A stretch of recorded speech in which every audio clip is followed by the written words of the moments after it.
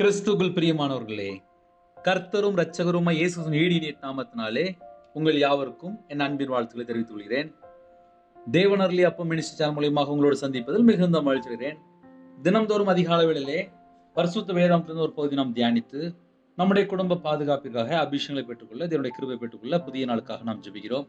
தூங்கும் முன்பாக 8 மணிக்கு ஜெபிக்கிறோம். அதையும் தொடர்ந்து கேளுங்கள். மத்தேயு சுவிசேஷம் 6ஆம் அதிகாரம் 22, 23 ஆகிய வசனங்கள். கண்ணானது சரீரத்தின் விளக்காயிருக்கிறது. உன் கண் தெளிவாயிருந்தால் உன் சரீரம் முழுவதும் வெளிச்சமாயிருக்கும். உன் கண் கெட்டதாயிருந்தால் உன் சரீரம் முழுவதும் இருளாயிருக்கும். இப்படி உன்னில் உள்ள வெளிச்சம் இருளாயிருந்தால் அவ்விருள் எவ்வளவு அதிகமாயிருக்கும். ஹல்லேலூயா. கிறிஸ்துவுக்குள் பிரியமானவர்களே, கர்த்தருடைய பிள்ளைகள் தான் இணைந்திருக்கிறீங்க. அதிகாலை வேளையிலே இணைந்திருக்கிறீங்க. சில குடும்பத்திலே ஜெபிக்க வரும்போது சொல்லுவாங்க, நான் மட்டும்தான் ரட்சிக்கப்பட்டிருக்கேன், என் பிள்ளைகள் இன்னும் ரட்சிக்கப்படலை அப்படி சொல்லி முதல்ல சொல்லிடுவாங்க. என் கணவர் விக்கிர வழிபாடுல இருக்கிறாரு, என் பையன் செல்போன் அடிமையில இருக்கிறான், என் மகா இப்போ கொஞ்ச நாளா சர்ச்சுக்கு வரல, என் வீட்டுக்குள்ள நிறைய பிரச்சனை இருக்கு, நிறைய போராட்டம் இருக்கு அப்படிம்பாங்க. இந்த வீட்டுல முதல்ல என்ன பிரச்சனைன்னு சொல்லி முதல்ல அறிந்து கொள்ள வேண்டும். ஒரு குடும்பத்துல இயேசு கிறிஸ்து ராஜாவை சொந்த ரட்சகரா ஏற்றுக்கொண்ட பின்பாக எப்படி வாழணும்? சில குடும்பத்துல ஜெபிக்க வரும்போது சொல்லுவாங்க, எங்க வீட்டுல நாங்க எல்லாரும் ஞானஸ்தானம் எடுத்துட்டோம் அப்படிம்பாங்க. சரி, நான் உடனே கேட்பேன், யாரெல்லாம் சர்ச்சுக்கு போறா? சர்ச்சுக்கு நான் மட்டும்தான் போறேன் அப்படிம்பாங்க. ஏன் மற்றவங்க எல்லாம்? இல்ல, இப்போ வரல, நான் மட்டும்தான் சர்ச்சுக்கு போயிட்டு இருக்கேன் அப்படிம்பாங்க. அப்ப என்ன அர்த்தம் அப்படின்னா, எல்லாரும் சர்ச்சுக்கு போகாம இருக்காங்க. ஞானஸ்தானம் எடுத்தாச்சு, சர்ச்சுக்கு போல. வீட்டுல அடுத்தாப்புல யாரெல்லாம் கையில பைபிள் எடுத்து வாசிக்கிறான்னு சொல்லி கேட்பேன். நான் மட்டும்தான் பிரதர், என் குடும்பத்துல யாருமே கையில பைபிள் எடுத்து வாசிக்க மாட்டேங்க, நான் மட்டும்தான் கையில பைபிள் எடுத்து வாசிச்சுட்டு அப்படிம்பாங்க. அப்ப என்ன அர்த்தம் அப்படின்னா, நிறைய குடும்பத்துல இயேசு கிறிஸ்து ராஜா சொந்த ரட்சகரா ஏற்றுக்கொண்டாங்க, ஆனால் கையில பைபிள் எடுத்து வாசிக்காம இருக்கிறாங்க. அது ஒரு பெரிய பிரச்சனையா இருக்கு. நீதிமொழிகள் 23ஆம் அதிகாரம் 26ஆம் வசனத்திலே, என் மகனே உன் இருதயத்தை எனக்கு தா, உன் கண்கள் என் வழிகளை நோக்குவதாக என்று எழுதப்பட்டிருக்கு. மறுபடியும் கூட சொல்றேன், என் மகனே உன் இருதயத்தை எனக்கு தா, உன் கண்கள் என் வழிகளை நோக்குவதாக. ஒரு குடும்பத்திலே முதல்ல எதை அறிந்து கொள்ள வேண்டும் என்றால், என் இருதயத்தை நான் தேவனுக்கு கொடுத்துட்டேனா? இன்னைக்கு நிறைய குடும்பத்துல அது ஒரு பெரிய பிரச்சனையா இருக்கு. ஏன்னா உலகத்துல ஏதாவது ஒரு பாவ அடிமையில எத்தனையோ ஜனங்கள் வாழ்ந்துட்டு இருக்காங்க. அந்த வீட்டுல போய் நீங்க விசாரிச்சா தெரியும். கையில பைபிள் எடுத்து வாசிக்க மாட்டாங்க, ஜெபம் பண்ண மாட்டாங்க, இப்படி பல காரியங்கள் நம்ம சொல்லலாம். அதனாலதான் ஒரு பிரச்சனை தொடர்ந்து வந்துட்டே இருக்கும். கண்ணானது சரீரத்தின் விளக்காய் இருக்கிறது. கண்ணு எதுக்கு ஒப்பிடப்பட்டு எழுதப்பட்டிருக்கு? விளக்குக்கு ஒப்பிடப்பட்டு எழுதிருக்கு. என் கண்ணு எவ்வளவு தூரம் நல்லா இருக்கோ, என் சரீரம் அந்த அளவுக்கு நல்லா இருக்கும். அதை நான் சிம்பிளா சொல்றேனே, சில குடும்பத்துல சாயங்காலம் ஒரு 6 மணிக்கு வீட்டுக்கு வருவாங்க. இப்ப ரீசெண்டா ஒரு குடும்பத்துல பேசும்போது சொன்னாங்க, என் கணவருக்கு உடம்பு சரியில்லை, கொஞ்சம் ஜெபம் பண்ணிக்கோங்க பிரதர் அப்படின்னாங்க. ஏன்கா அப்படின்னு சொல்லி கேட்கும்போது, இந்த மாதிரி 2 வருஷம் முன்பாக கொஞ்சம் மனநல பாதிக்கப்பட்டிருந்தாரு, இப்போ மறுபடியும் கொஞ்சம் மாத்திரை எடுக்கிறாங்க. இதுக்கு ஊடையில ஒரு ட்ரிப்பு பேசும்போது அவங்க நல்லா இருந்தாங்க. ஆனால் சாயங்காலம் ஒரு 6 மணிக்கு வீட்டுக்கு வருவாரு. வந்தா நைட் 2 மணி வரைய செல்போன்ல வீடியோ காலில் இருப்பாங்க, இல்லைன்னா ஆன்லைன்ல இருப்பாங்க. கிட்டத்தட்ட ஒரு 5-6 மணி நேரம் செல்போன்ல தான் இருப்பாங்க அவங்களுடைய கணவர். இப்போ ரீசெண்டா மறுபடியும் பழைய பிரச்சனை, மறுபடியும் மாத்திரை எடுக்கிறாங்க. அப்ப என்ன அர்த்தம் அப்படின்னா, 2 வருஷத்துல தேவன் குணமாக்கி கொடுத்தா கூட மறுபடியும் அதே செல்போன்ல போய் மறுபடியும் பல மணி நேரம் செல்போன்ல இருக்கும்போது அவங்களோட வாழ்க்கையில மறுபடியும் அந்த பழைய வாழ்க்கைக்குள்ளே, மன அழுத்தத்துக்குள்ளே ஏதோ ஒரு பிரச்சனை. என்ன பிரச்சனை சொல்லி ஆழமா பார்க்கும்போது நைட்டு வந்தா வீட்டுல படுத்து தூங்குறது கிடையாது. செல்போன்ல ஒரு 6 மணி நேரம் 8 மணி நேரம் அழகா வீட்டுக்கு வந்த உடனே அப்போ ஆரம்பிக்கிறதா 2 மணி ஆயிருமா, 4 மணி ஆயிருமா. நான் சர்ச்சில் வேலை பார்க்கும்போது 10th படிக்கிற ஒரு பையன், அந்த பையன் ஒரு நாளைக்கு குறைஞ்சது ஒரு 8 மணி நேரம் இல்லை 10 மணி நேரம் செல்போன் ஆன்லைன்ல நான் கேம் விளையாடுவேன் அப்படின்னா. ஒரு வாலிப பையன் தான், 15 வயசு பையன் தான். அந்த பையன் சர்ச்சில் கொயர்ல இருக்கான்.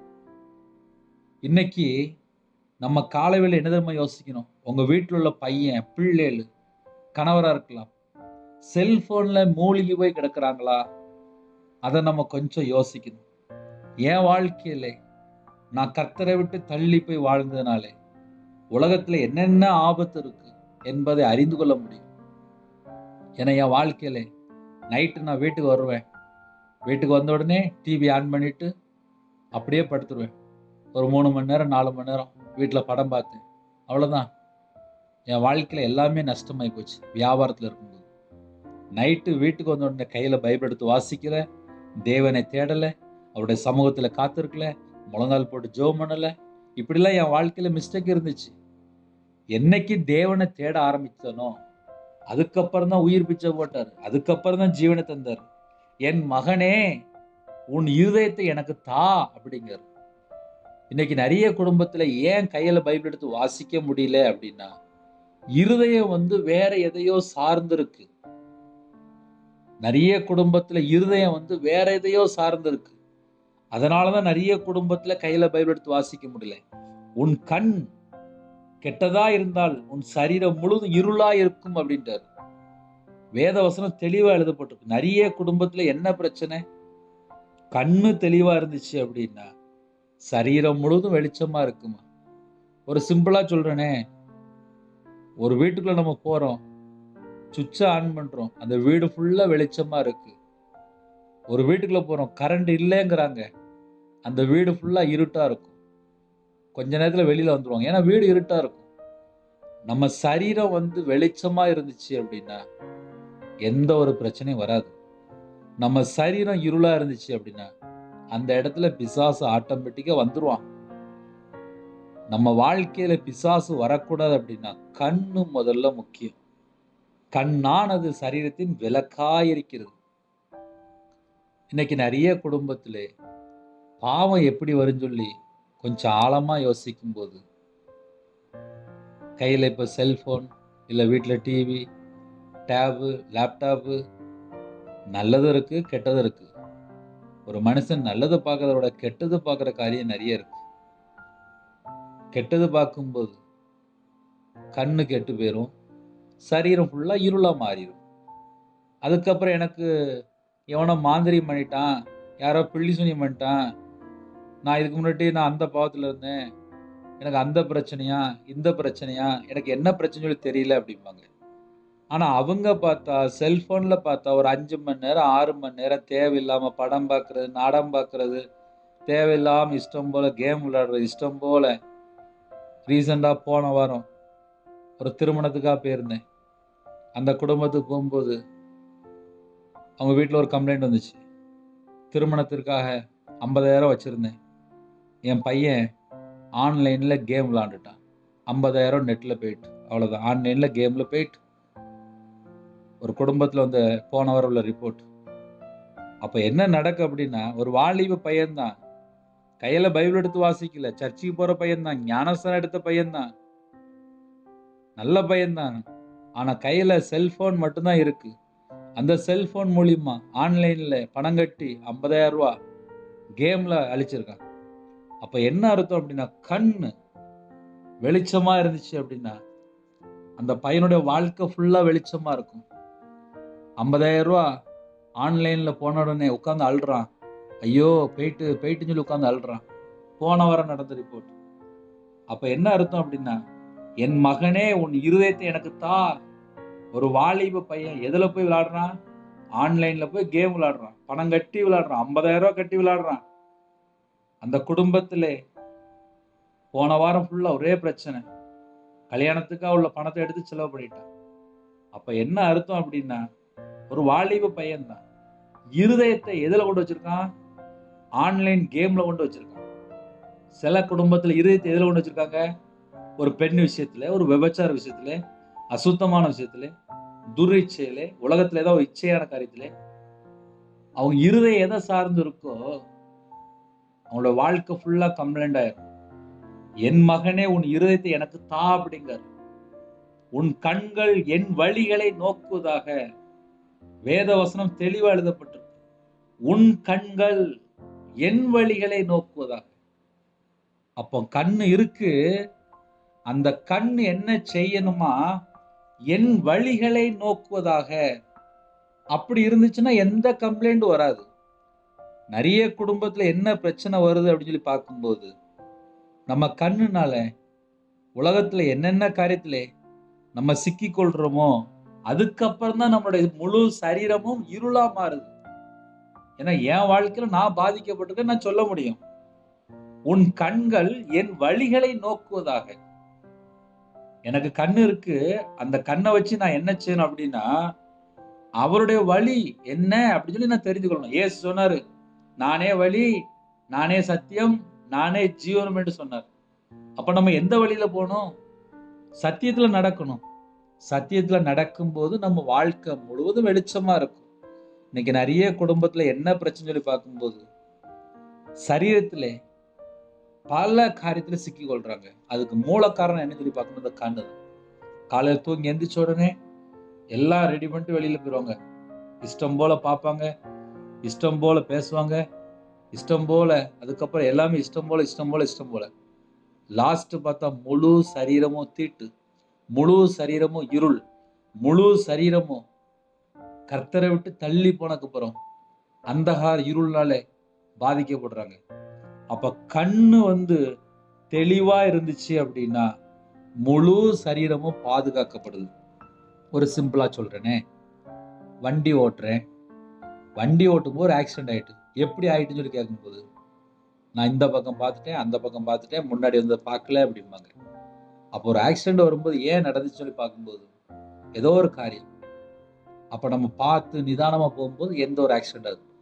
ஆவிக்குரிய வாழ்க்கையில நம்ம கண்ணுனால எதெல்லாம் பார்க்கிறோமோ அதெல்லாம் முதல்ல கரெக்டா பார்க்கிறோமான்னு சொல்லி கொஞ்சம் யோசித்து பார்க்கணும். உன் கண்கள் என் வழிகளை நோக்குவதாக. கர்த்தருடைய வழி என்னன்னு சொல்லி தெரிந்து கொண்டு நான் வாழும்போது 90% பிரச்சனை ஆஃப் ஆயிரும். ஏன்னா கர்த்தருடைய பிள்ளைகள் சில நேரத்துல கர்த்தரை விட்டு தள்ளி போகும்போதுதான் பல ஆபத்துக்குள்ளே சிக்கி கொள்றாங்க. ஏன்னா என் வாழ்க்கையில நான் கர்த்தரை விட்டு தள்ளி போய் நானும் ஆபத்துல இருந்திருக்கேன்ப்பா. நீதிமொழிகள் 6ஆம் அதிகாரம் 26ஆம் வசனம் அழகா எழுதப்பட்டிருக்கு. கட்டளையே விளக்கு, கட்டளையே விளக்கு, வேதமே வெளிச்சம், வேதமே வெளிச்சம், போதக சிக்ஷையே ஜீவ வழி. ஒரு மனுஷன் கர்த்தரை விட்டு தள்ளி போகாமல் இருந்தால் வாழ்க்கை வெளிச்சமா இருக்கும், சரீரம் வெளிச்சமா இருக்கும்.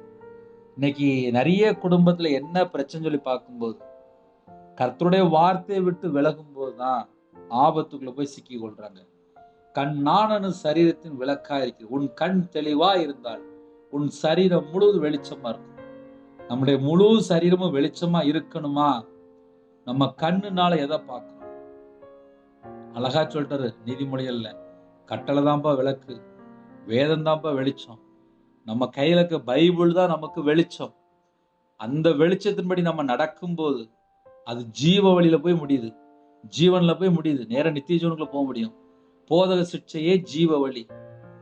நம்ம எப்படி வாழணும் எல்லாமே ஆவியான நமக்கு போதிப்பார்.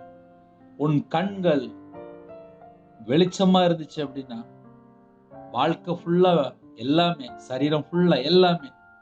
அதே நேரத்துல உன் கண்கள் கெட்டதா இருந்துச்சு அப்படின்னா வாழ்க்கை முழுதும், சரீரம் முழுதும் எல்லாம் இருளாய் முடிஞ்சிடும். உன்னில் உள்ள வெளிச்சம் இருளா இருந்தால் அவ்விருள் எவ்வளவு அதிகமா இருக்கும் அப்படின்னு சொல்லி ஒரு கேள்வி கேட்கிறார். காலையில தூங்கி எந்திரிச்ச உடனே ஒரு குடும்பத்துல அழகா பாட்டு படிச்சு ஜெபம் பண்றாங்க. பகல் நேரத்துல அந்த வீட்டுல போய் பார்த்தா நல்ல நாடகம் உட்காந்து பார்த்துட்டு இருக்காங்க.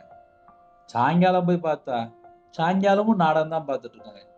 ராத்திரி போய் பார்த்தா மறுபடியும் வீட்டுல பாட்டு படிச்சு ஜெபம் பண்ணிட்டு இருக்காங்க. நான் பார்த்ததை அப்படியே சொல்றேன். அதனால கர்த்தருடைய பிள்ளைகள் இணைந்திருக்கிறீங்க, நம்ம என்ன பண்றோம் ஏது பண்றோம் எல்லாமே கொஞ்சம் நம்ம யோசித்து பார்க்கணும். கட்டளை தான்ப்பா விளக்கு.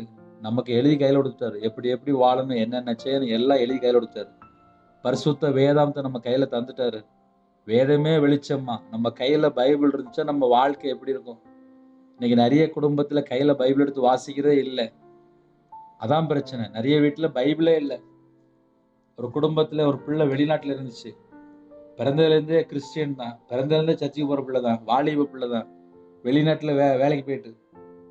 அப்ப அந்த மகா பேசும்போது சொன்னேன், அண்ணே எனக்கு இந்த மாதிரி பிரச்சனை அப்படின்னு சொல்லி கண்ணீரோடு அழுறா.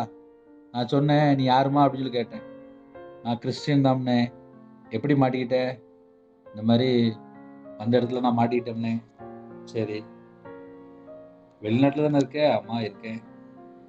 கையில பைபிள் எடுத்து வாசிக்கிறியா? டெய்லி வாசிக்கிறியா? இல்லைன்னு நான் கொண்டு போலனே. ஏன் கொண்டு போல? பிறந்திருந்த கிறிஸ்டியன் தானே. அம்மா வெளிநாட்டு போகும்போது பைபிளை மட்டும்தான் கொண்டு போல, மற்றபடி எல்லாம் கொண்டு போயிட்டா. பாஸ்புக்ல இருந்து எல்லாம் கொண்டு போயிட்டா. எது முக்கியமோ அதை மட்டும்தான் கொண்டு போல. ஆனா அந்த மகள் வெளிநாட்டுக்கு வந்து அழுதுட்டு இருக்கா. அப்ப கடைசி காலத்துல என்ன நடக்கும் அப்படின்னா, நிறைய குடும்பத்துல கையில பைபிள் எடுத்து வாசிக்கிறதே இல்லை, ஜெபம் பண்றதே இல்லை, தேவனுக்கு பிரியமானபடி வாழ்றதே இல்லை. கட்டளை தான் விளக்கு, வேதம் தான் வெளிச்சம். அந்த வெளிச்சம் நம்ம இதயத்துக்குள்ள இருக்கும்போது எவ்வளவு அழகா இருக்கும், வாழ்க்கை எவ்வளவு அழகா இருக்கும்.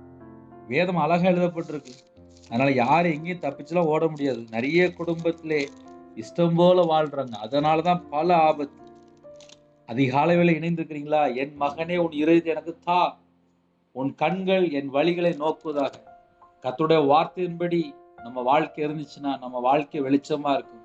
உன் கண் கெட்டதா இருந்தால் உன் சரீரம் முழுதும் இருளா இருக்குன்னு சொல்லி முடிச்சிட்டாரு. அப்ப நம்ம கண்ணை மட்டும் நம்ம எல்லா காரியத்தையும் பாதுகாத்து கொண்டால் நம்ம வாழ்க்கை வெளிச்சமா இருக்கும்.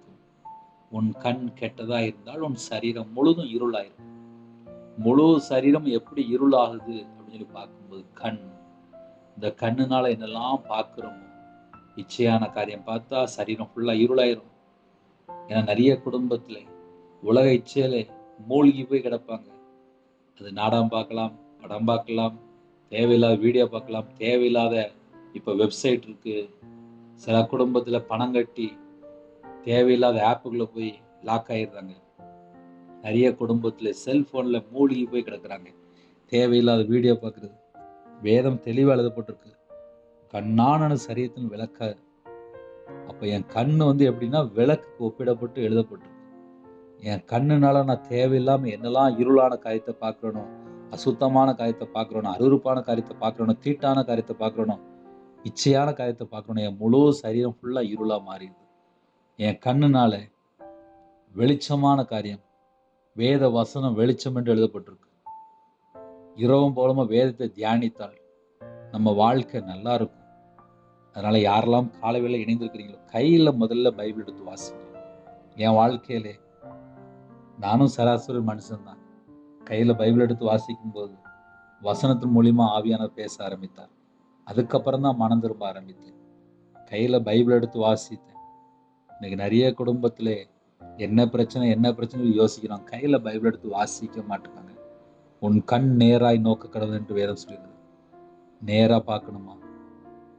அதனால நம்ம கண்ணுனால தேவையில்லாம என்னெல்லாம் பார்க்குறோமோ அதெல்லாம் நம்ம சரீரம் ஃபுல்லா தீட்டுப்பட்டு, சரீரம் ஃபுல்லா அசுத்தமாய், சரீரம் ஃபுல்லா இருளா மாறி, சரீரம் ஃபுல்லா கரையா மாறி.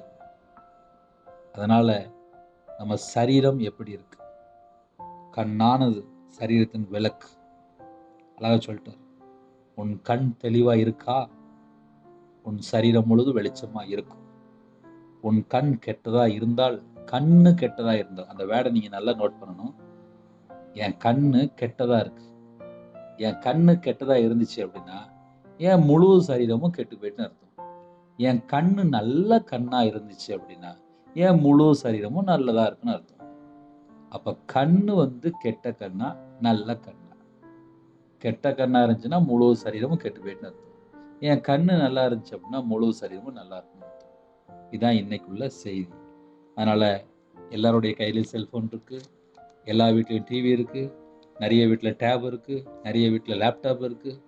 இஷ்டம் போல பார்த்து அப்புறம் வாழ்க்கையில் அப்புறம் எனக்கு நிம்மதி இல்லை, சமாதானம் இல்லை, வீட்டில் தரித்திரம், வீட்டில் கடன் பிரச்சனை, வீட்டில் பிரச்சனை போராட்டம் சொல்லி உட்காந்து புலம்பிட்டு இருப்பாங்க. இதுக்கெல்லாம் மூல காரணம் என்னன்னு சொல்லி பார்க்கும்போது இந்த கண்ணுலேருந்து தான் நிறைய விஷயம் ஆரம்பிக்கும். சில குடும்பத்தில் ஆக்சிடெண்ட் ஆயிரும், தேவையில்லாமல் எங்கேயோ பார்த்துட்டு போவாங்க, லாஸ்ட்டு பார்த்தா ஆஸ்பத்திரியில் இருப்பாங்க. கண்ணு, உன் கண் கெட்டதா இருந்தால், இந்த வேர்டை நீங்கள் நல்லா யோசிக்கணும். உன் கண் கெட்டதா இருந்தால் உன் சரீரம் முழுதும் இருளா இருக்கும் அப்படின்னு சொல்லி ஒரு ஜட்ஜ்மெண்ட்டை முடிச்சிட்டாரு. கண்ணு தெளிவா இருந்துச்சு அப்படின்னா சரீரம் முழுதும் வெளிச்சமா இருக்குமா. கண்ணு கெட்டு போயிட்டு அப்படின்னா சரீரம் ஃபுல்லா இருளாயிருமா. அப்ப நம்ம பரலோகத்துக்கு போற வரையும் கண்ணு எப்படி இருக்குன்னு சொல்லி நம்ம தான் யோசித்து பார்க்கணும். என் கண்ணு ஒருவேளை கெட்டு போயிட்டு அப்படின்னா உடனே என் சரீரம் ஃபுல்லா இருளா மாறிட்டு, என் கண்ணு வெளிச்சமா இருக்கு அப்படின்னா என் முழு சரீரமும் வெளிச்சமா இருக்குன்னு அர்த்தம். அதனால காலை வேளை இந்த செய்தி ரொம்ப ஒரு முக்கியமான செய்தி. நிறைய குடும்பத்தில் கண்ணில் இருளா இருந்துச்சு அப்படின்னா முழு சரீரமும் இருளா இருக்கும். இப்போ என்ன பண்றாங்க அப்படின்னா நைட் நேரத்தில் பையங்க பிள்ளைகள் இன்னுமாக தகப்பன்மார் நிறைய குடும்பத்தில் நைட் நேரத்தில் செல்ஃபோனை தான் மூழ்கி போய் கிடக்குறாங்க. தூக்கம் வரலன்னு சொல்லிட்டு செல்ஃபோனில் பார்த்துக்கிட்டே இருப்பாங்க. ஆனால் முழங்கால் போட்டு ஜெபம் பண்ண மாட்டாங்க, கையில் பைபிள் எடுத்து வாசிக்க மாட்டாங்க. லாஸ்ட்டு என்ன பார்த்தான்னு சொல்லி பார்த்தா தேவையில்லாத வீடியோ பார்த்துருப்பாங்க. கண்ணு இருளாயிட்டு அப்படின்னா முழு சரீரமும் இருளாயிரும். அதுக்கப்புறம் அந்த இடத்துல பிசாசு வந்துடும். அதனால் எச்சரிப்பாக நம்ம இருப்போம். ஏன்னா எல்லாருடைய வாழ்க்கையிலுமே நிறைய குடும்பத்தில் கையில் செல்ஃபோன் தான் இருக்குது. அதனால் நம்ம நாமே சோதித்து தேவனுடைய சமூகத்தில் அர்ப்பணிப்போம்.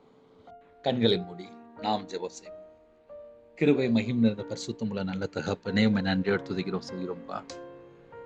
எங்களை 24 மணி நேரம் வாழ்க்கையிலே எங்கள் கண்களில் நாங்கள் தேவையில்லாமல் ஏதாவது பார்த்துருந்தால், தேவையில்லாத வீடியோவோ தேவையில்லாத காரியம் ஏதாவது பார்த்துருந்தால் அதையெல்லாம் மன்னிச்சிருங்கப்பா. அதிகாலை வேளை நிறைய குடும்பத்தோட பேசியிருக்கீங்க, நன்றி. உங்கள் பாதத்தில் அர்ப்பணிக்கிறோம். எல்லா குடும்பத்தையுமே உங்களுடைய பாதத்தில் அர்ப்பணிக்கிறோம். எங்கள் வாழ்க்கையிலே கர்த்தரை விட்டு தள்ளி போகிற காரியம், எங்கள் கண்ணுனால பார்க்குற காரியம் எதெல்லாம் இருக்கோ அது எல்லாவற்றையும் எங்களை விட்டு விளைக்கிறங்கப்பா. உமக்கு பிரியமானபடி வாழ அர்ப்பணிக்கிறோம். குறைகள் குற்றங்கள் எல்லாவற்றையும் மன்னிங்க. கர்த்தர் கூட இருங்க. இந்த நாளைகளுக்கு ஆசீர்வதித்தாங்க. ஜெப விஷயம் தாங்க. பரிசுத்தவராக நடப்புங்க. உங்கள் கிருபையால் நடப்புங்க. உங்களுடைய வல்லமையால் நடப்புங்க. புது எண்ணெயால் அபிஷேகம் மட்டும் உங்களுடைய பிரசனம் இறங்கி வரட்டும். கர்த்தருடைய பாதுகாப்பு ஒவ்வொரு குடும்பத்துக்கும் பரிபூர்ணமாக வேணும். முன்னும் பின்னுமா தேவதூதர் நிப்பாட்டுங்க. உங்களுடைய கரம் தொட்டு உங்கள் பிள்ளைகளை ஆசிரியங்க. யாரெல்லாம் தாழ்த்துறவங்களோ எல்லா குடும்பத்தையும் கர்த்தர் சந்திக்கணும். இந்த நாளிலும் விசேஷ ஒரு அபிஷேகம் நிரப்புங்க. விசேஷ ஒரு பாதுகாப்புல நிரப்புங்க. உங்களுடைய கிருபையின் வரலான உங்கள் பிள்ளை நிரப்புங்க. ஞான வரலாறு நிரப்புங்க. தீர்க்க தரிசனம் வரலாறு நிரப்புங்க. ஆவிக்குரிய 9 கனிகளினாலும் ஆவிக்குரிய 9 வரலாறு நிரப்புங்க. யாரெல்லாம் அர்ப்பணிக்கிறாங்களோ எல்லா குடும்பமும் இயேசு கிறிஸ்து ரத்தத்தினாலே இயேசு கிறிஸ்து நாமத்தினால பரிபூர்ணமாக ஆசீர்வதிக்கப்படட்டும். இயேசு கிறிஸ்து ரத்தத்தினால நாமத்தினால வானம் திறவிடட்டும். சிங்காசனத்திலிருந்து பலனிலை திறந்து இடம் கொள்ளாமல் போக மட்டும் சம்பூர்ணமாக திருப்தியாக உங்கள் பிள்ளைகள் ஆசிரியங்க. இரட்டிப்பான நன்மை தருவேன், இன்றே தருவேன்னு சொன்னீங்க. உங்கள் பிள்ளைகள் ஆசிரியங்க. 1000 மடங்கு ஆசிரியங்க. கர்த்தரை நம்புகிறோட செழிப்பான். ஒவ்வொரு குடும்பமும் செழிப்பா மாறட்டும். உண்மை உள்ள மனுஷன் பரிபூர்ணமான ஆசீர்வாதத்தை பெறுவான். யாரெல்லாம் தாழ்த்துறோம் நீதிமான் சிரசு மேல் ஆசீர்வாதம் தங்கியிருக்கும் என்று வேதம் சொல்கிறார். ஒவ்வொரு குடும்பத்தையும் அப்பத்தையும் தண்ணீரையும் ஆசீர்வதிங்க. அவருடைய களஞ்சியம், அவருடைய பாத்திரம், பண்டகசாலை எல்லாம் இயேசு நாமத்தில் ஆசீர்வதிக்கட்டும். பண்டகசாலை திறந்து ஆசீர்வதிங்க. கர்த்தருடைய கரம் பிள்ளைகளோட கூட இருக்கட்டும். இந்த நாளிலும் யாரெல்லாம் அர்ப்பணிக்கிறானோ ஆவிக்குரிய ஆசீர்வாதம், பூமிக்குரிய ஆசீர்வாதம், கற்பத்தின் ஆசீர்வாதம், எல்லா விதமான ஆசீர்வாதங்களும் தந்து ஆசீர்வதிங்க. அநேக தேவைகள் உண்டு. அநேக காரியத்துக்காக ஜெபிக்கிறாங்க. இன்றைக்குள்ள தேவையெல்லாம் கர்த்தர் கூட சந்திக்கணும். கடன் பிரச்சனை, உபத்திரம், பாடுகள் எல்லாவற்றுக்கும் ஒரு முடிவு கொண்டாங்க. எல்லா குடும்பத்தையும் ஆசிரியங்க. வியாபாரத்தை ஆசிரியங்க, கம்பெனி ஆசிரியங்க. யாரெல்லாம் வேலைக்கு போடுறோம் அவங்களோட கையின் கீழே ஆசிரியங்க. இன்னைக்குள்ள தேவையுள்ள எல்லா காரியத்தையும் ஆசிரியங்க. காலை வெளில ஜெபிக்கிறாங்க. மகிமையின் ஆவியானவரே எங்க மேல தங்கிருங்க. அக்னி அபிஷேகம் நிரப்பி உங்க பிள்ளைகளே அப்பா அனல் மூட்டி எழுப்புங்க. எல்லா காரியத்திலையும் ஒரு எழுப்புதல் உண்டாகட்டும். தியானிக்கிற பிள்ளைகள் வேதத்தை தியானிக்க எங்களுடைய இருதய மனக்கண்கள் திறங்க. கொழுந்துடைய அக்னி எங்களை உள்ளத்துக்குள்ள பற்றி பிடிட்டும். இயேசு கிறிஸ்து ரத்தத்தினாலே, இயேசு கிறிஸ்து நாமத்தினாலே சத்ருவின் கிரியெல்லாம் சங்கரிக்கப்பட்டு போட்டும். எந்தெந்த குடும்பத்துக்கு விரோதமாக தடை செய்து கொண்டிருக்கோ எல்லா தடை செய்கிற கிரியெல்லாம் இயேசு கிறிஸ்து நாமத்தை சுட்டெறியப்பட்டும். பிசாசுனுடைய கிரியைகள் இயேசு கிறிஸ்து நாமத்தை சுட்டெறியப்பட்டும். பிசாசுனுடைய கிரியைகளை அழிக்கும்படிக்கு தேவனுடைய குமாரன் வெளிப்பட்டீங்களே, ஒவ்வொரு குடும்பத்துக்கும் கர்த்தர் விடுதலை கொடுங்க. இந்த நாளிலும் சத்துருவின் மேல் அபிஷேகம் நிரப்பி ஆசுறீங்க. யாரெல்லாம் அர்ப்பணிக்கிறாங்களோ ஒவ்வொரு குடும்பமும் இயேசு கிறிஸ்து நாமத்தினாலே ஆசீர்வதிக்கப்பட்டும். என் ஜீவனுள்ள நாளெல்லாம் நன்மையும் கிருபையும் என்னை தொடரும் என்று அப்பா வேதம் சொல்கிறது. சத்துருக்கள் நடுவில் அபிஷேகம் பண்ணிற அப்பா கிருபைக்கா ஸ்தோத்திரம் ராஜா. ஒவ்வொரு குடும்பத்தையும் கர்த்தர் ஆசீர்வதிங்க. இந்த நாளிலும் யாரெல்லாம் தாழ்த்துறோம், எங்களுடைய அவயங்களெல்லாம் கிறிஸ்துவின் அவயவமா மாறட்டும். எங்கள் உடம்புல ரத்தமெல்லாம் கிறிஸ்துவின் ரத்தமா மாறட்டும். எங்கள் சிந்தனை கிறிஸ்துவோடு இணைப்பட்டும். எங்கள் இதயத்துக்குள்ளே பிதா குமாரன் பரிசுத்தாவியும் உலாவுவதற்கு தடையா இருக்கிற எல்லா சத்துரு கிரியைகளும் அழிக்கப்படட்டும். எங்கள் இருதயம் முழுவதும் இயேசு கிறிஸ்து அதனால கழுவப்பட்டு அப்பா விசேஷமாக உங்களுடைய நல்லாவி கட்டடுங்க. கல்லான இதயத்தை எடுத்து போட்டு உங்களுடைய சதையான இதயத்தை தங்கராஜா நீங்க எங்க இதயத்துக்குள்ள வாசம் பண்ணுங்க. இந்த நாளிலும் உமக்கு பிரியமில்லா எந்த ஒரு இடத்துக்கு நாங்கள் போகக்கூடாது. எங்க கண்களில் கழிக்கம் போடுங்க. வீண் வார்த்தை பேசாவிட்டு வேலடைங்க. அப்பா உங்களுடைய வார்த்தையை காத்துக்கொள்ள எங்களுக்கு கிருபை தாங்க. உங்களுடைய வார்த்தையை காத்து கொண்டு உங்களுடைய கட்டளைக்கு கீழ்ப்படிந்து சத்தத்துக்கு செவி கொடுத்து கற்பனை கைக்கொள்ள எங்களுக்கு கிருபை தாங்க. பிதாவுக்கு பிரியமானபடி பரிசுத்தம் வாழ எங்களுக்கு கிருபை தாங்க. அநீதியான காரியங்களை வெறுத்து நன்மை செய்ய கிருபை தாங்க. எப்பொழுதும் எல்லாவற்றிற்காக ஸ்தோத்திரம் செலுத்த கிருபை தாங்க. இடைவிடாமல் ஜெபிக்க கிருபை தாங்க. எல்லாவற்றிற்காக ஸ்தோத்திரம் செலுத்தி சந்தோஷமா இருக்க கிருபை தாங்க. எங்களை தாழ்த்திரோம், எங்களை அர்ப்பணிக்கிறோம். யாரெல்லாம் இணைந்திருக்காங்களோ நாங்க எல்லாரும் ஒருமனப்பட்டு அர்ப்பணிக்கிறோம் ராஜா. எந்தெந்த குடும்பத்துல கர்த்தரை விட்டு தள்ளி போனாங்களோ அந்த எல்லா குறைகள் குற்றம் எல்லாவற்றையும் மன்னிங்க. கல்வாரி அன்பினால் நிரப்புங்க ராஜா. விசேஷமாக ஆவிக்குரிய 9 கனிகளினாலும் ஆவிக்குரிய 9 வரங்களினாலும் உங்கள் பிள்ளைகளை நிரப்புங்க. ஒவ்வொரு குடும்பத்தையும் கர்த்தர் ஆசீர்வதிங்க. விண்ணப்பத்தின் ஆவினால் நிரப்புங்க ராஜா. கிருபையின் ஆவினால் நிரப்புங்க ராஜா. ஜெப அபிஷேகம் வேணும், யுத்த அபிஷேகம் வேணும், கண்ணீர் அபிஷேகம் நிரப்பு ராஜா. எல்லா குடும்பத்தையும் கர்த்தர் ஆசீர்வதிங்கப்பா. இந்த நாளில் ஜெபிக்கிற குடும்பம் இயேசு கிறிஸ்து ரத்தத்தினாலே, இயேசு கிறிஸ்து நாமத்தினாலே பரிபூர்ணமாக ஆசீர்வதிக்கப்படட்டும். ஒவ்வொரு குடும்பத்துடைய தேவைகள் எல்லாம் கர்த்தர் சந்திக்கணும். உங்க நாம மட்டும் விடட்டும். எத்தனையோ தேசத்துக்குள்ள இணைந்திருக்காங்க. அந்த குடும்பத்துடைய எல்லா தேவைகளெல்லாம் கர்த்தர் சந்திங்க. அப்பா பிறந்த நாள் கொண்டாடுறாங்க, திருமண நாள் கொண்டாடுறாங்க. அந்த குடும்பம் கர்த்தராகிய நாமத்தினாலே 1000 தலைமுறைக்கு ஆசீர்வதிக்கப்படட்டும். காலைவேளையில கற்பதனியா ஜெபிக்கிறோம். கர்த்தர் மனமிறங்கி அந்த குடும்பத்தை ஆசீர்வதிங்க. சாட்சி சொல்ல கர்த்தர் கிருபை செய்யுங்க. சில குடும்பத்துல மாசமா இருக்காங்க. அப்பா கர்த்தர் ஆசீர்வதித்த கிருபைக்கா நன்றி. தாயும் பிள்ளையுமாக அப்பா விசேஷமாக பரிபூர்ணமாக ஆசீர்வதிங்க. டெலிவரி போடுறாங்க. பரம வைத்தியர் கூட இருந்து நார்மல் டெலிவரி ஆகிட்டாங்க. திருமண தேவைக்கு ஜெபிக்கிறோங்க. ரட்சிக்கப்பட்ட குடும்பம் தாங்க ராஜா. எல்லா பண தேவைகள்லாம் சந்திங்க. இன்னுமா திருமணம் முடிந்ததுக்கு அப்புறம் இருக்கிற குறைகள் குற்றம் எல்லாவற்றையும் மன்னிங்க. பிரிந்த குடும்பங்களை இணைந்து வளர்க்கறதுக்கு கிருபை செய்யுங்க. விக்கிர வழிபாடுல மாந்திரிகம் பிள்ளி சிறுமி ஏவல கட்டப்பட்ட நிலைமையில சில குடும்பத்துல மதுபான அடிமை, போதை காரியங்கள், கஞ்சா பழக்கம், விபச்சார அடிமை குடும்பத்தை கர்த்தர் மீட்டெடுங்க. அந்த குடும்பத்துக்கு விரோதமாக கிரியை எல்லா சத்துரு கிரியெல்லாம் இயேசு நாமத்தை சுட்டறி கொடுத்த ராஜா. கால வேளையில அப்பா வேலைக்கு போறாங்க, போர்டு தொழில் போறாங்க. இன்னுமாக கால வேளையில சில குடும்பத்திலே வாட்ச்மேன் ஜெபிக்கிறாங்க, செக்யூரிட்டி ஜெபிக்கிறாங்க, போலீஸ் ஆஃபீஸ் ஜெபிக்கிறாங்க, ஆர்மியில் ஜெபிக்கிறாங்க, அதிகாரி ஜெபிக்கிறாங்க, தலைவர் ஜெபிக்கிறாங்க. நிறைய குடும்பத்திலே அப்பா சில குடும்பத்திலே அதிகாலை வேளையிலே வயசானவங்க ஜெபிக்கிறாங்க ராஜா. எல்லா குடும்பத்தையும் உங்களுடைய ஜீவனுக்கு அர்ப்பணிக்கும் ராஜா. வியாபாரத்துக்கு போடுறாங்க. சில குடும்பத்திலே காலை வேளையில விவசாயத்துக்கு போடுறாங்க. இன்னுமா கம்பெனி, இன்னுமா வியாபாரம், எல்லா குடும்பத்தையும் கர்த்தர் 1000 மடங்கு ஆசீர்வதிங்க. உங்க பிள்ளைகள் சந்தோஷமா சமாதானமா பரிபூர்ணமா ஆசீர்வாதத்தோடு இருக்கட்டும்.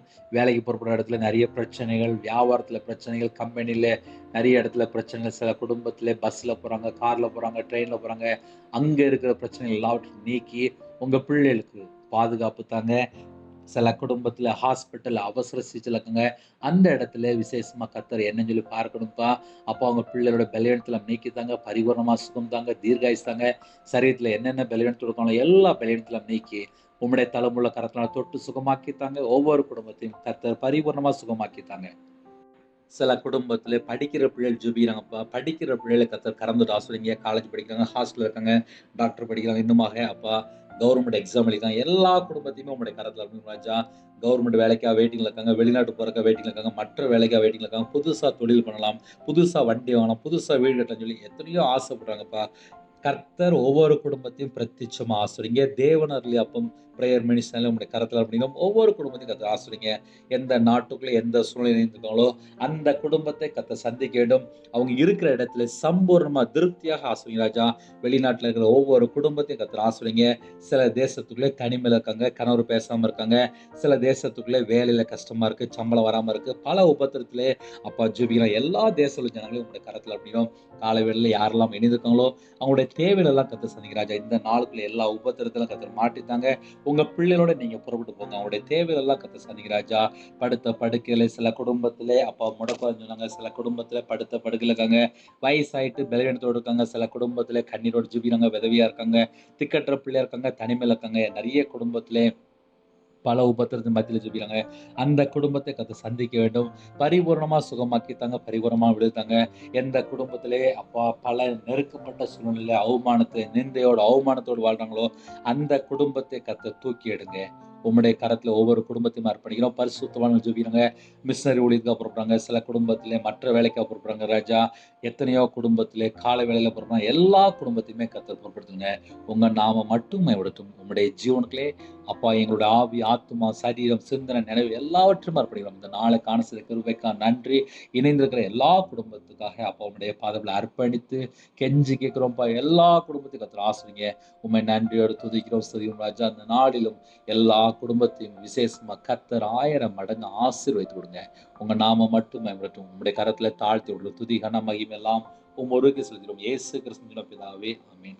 தேவனுக்கே மகிமை உண்டாவதாக. கர்த்தர் தாமே உங்களை உங்கள் குடும்பத்தின் சகல காத்தும் சம்பூர்ணமா திருப்தியாக கர்த்தர் கூட ஆசீர்வதிப்பதாக ஆமென். கர்த்தராகிய இயேசு கிருபையும் பிதாவாகிய அன்பும் பரிசுத்தருடைய ஐக்கியமும் இப்பொழுதும் எப்பொழுதும் சதா காலங்களிலும் நம்மளோடு கொடுப்பதாக ஆமென். கிறிஸ்துவுக்கு பிரியமானவர்களே, தனி ஜெபம் பண்ணுங்க. என்னுடைய ஊழியக்காக தொடர்ந்து ஜெபித்துள்ளுங்கள். 9363064181 நம்பர் தொடர்ந்தால் நாங்கள் உங்களுக்காக குடும்பத்தில் ஜெபிப்போம். நீங்களும் என்னுடைய ஊழியக்காக தொடர்ந்து ஜெபிங்கள். கர்த்தர் உங்களையும் உங்கள் குடும்பத்தில் சகல காத்திலும் சம்பூர்ண திருப்தியாக கர்த்தர் கொடுத்து ஆசீர்வதிப்பாராக ஆமென். God bless you.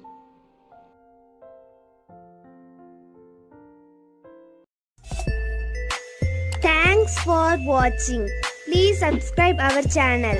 Click the like and share. Click the bell. God bless you.